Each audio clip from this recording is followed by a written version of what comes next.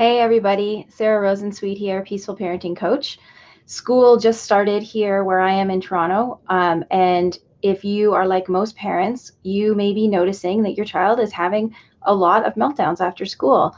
And I'm here to tell you today that the after school meltdown is real. It's totally a thing. It's not your imagination. I'm going to tell you why it happens, and I'm going to tell you what you can do about it.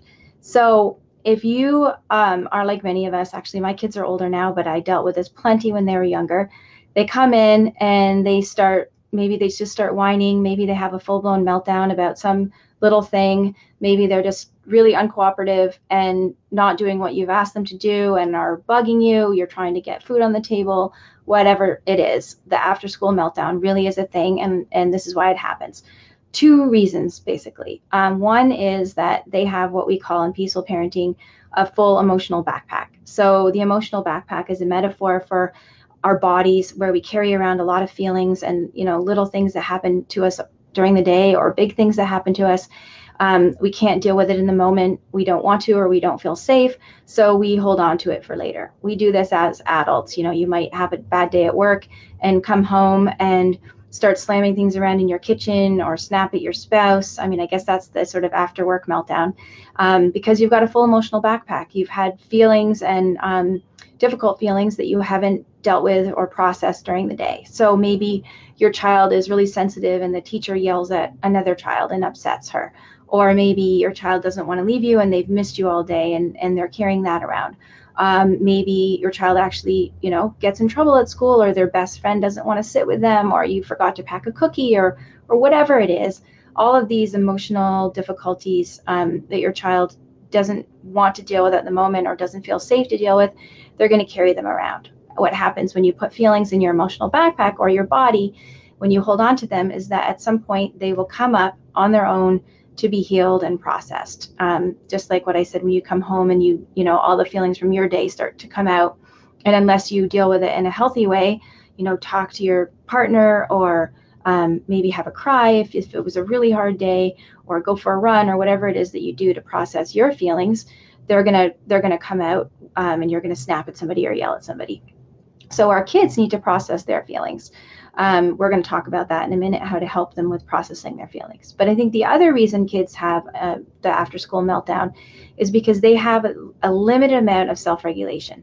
So if they're trying to follow the rules all day at school and keep their hands to themselves and sit on the circle and not yell at their friends when they're upset, or do all of those things that they work really, really hard at. I often see with my clients, parents will say, the teachers say that she's amazing at school, but then when she gets home, it's terrible. Or, they say that my son's a model student, but at home he's a little devil, or whatever it is.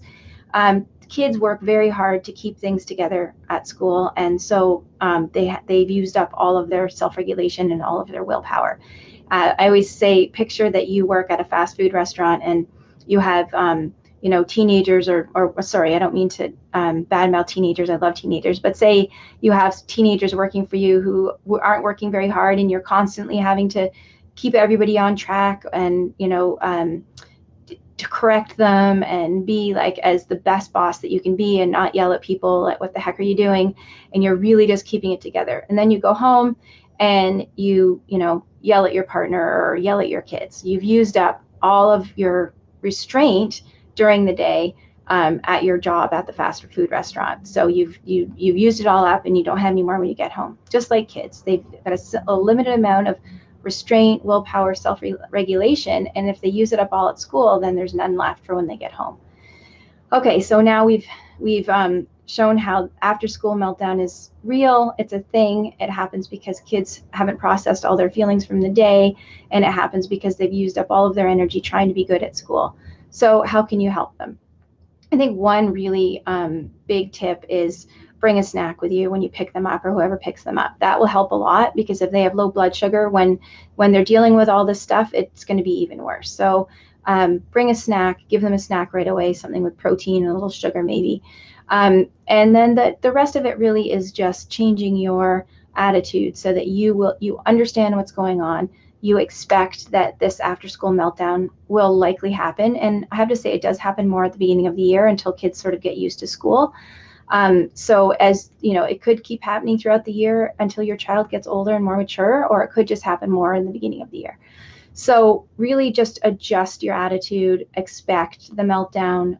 Don't be surprised when it happens. I mean, you could be pleasantly surprised that it doesn't happen, but really just expect my child has had a long day at school, practicing all this restraint, putting all their feelings in their emotional backpack, and now they've got to unpack the feelings and let it all hang out. And they feel safe to do that with me. I'm the mom, I'm the parent. They love me, they feel safe, and they can show me all of their big feelings that are in their emotional backpack that will come out to be healed. So how do you heal big feelings? The biggest thing kids do is cry. Your child might need to come home every day after school and cry. They don't have to cry about what happened at school. They don't have to cry about the little hurts or the slights or the disappointments. It doesn't matter what they cry about. It's the act of crying that moves them through, moves the feelings through them.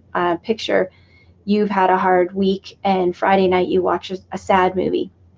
You bawl your eyes out at the end of the movie because you're crying really all the tears that you've stored up during your hard week. Another week that was better, maybe you would have thought, that was a sad movie, but it wouldn't have moved you as much as it did after a long and hard week. So your child just needs to cry. They need to cry out all the tears that they stored up during the day. We'll process the feelings, free them up, make them feel better. The other thing you can do, if your child doesn't seem particularly moved to tears or want to cry about anything, but they're still being rangy and having a hard time, get them laughing. In fact, this is the best preventive measure that you can take against the after-school meltdown. So maybe you play in the schoolyard for 10 minutes before you get in the car or walk home. Maybe you come home and you spend a little time in the backyard, or come in and do some roughhousing in the living room. What I mean by roughhousing is anything that you can do to get your child laughing. Playing giant monster, chasing them around the house, playing a gentle wrestling game. It doesn't have to be rough, and it just needs to be anything that gets your child laughing. Not tickling. Tickling tends to is a nervous system response, and it's not real laughter, so it's not going to provide the release that we're looking for. And tickling also makes kids feel powerless. So avoid tickling. You can pretend to tickle them and not touch their skin, which is something my kids found hilarious. But anything you can do to keep your child laughing. If you feel roughhousing challenged, and I invite anyone to do this, you can join my Facebook group, which is Peaceful Parenting with Sarah Rosensweet.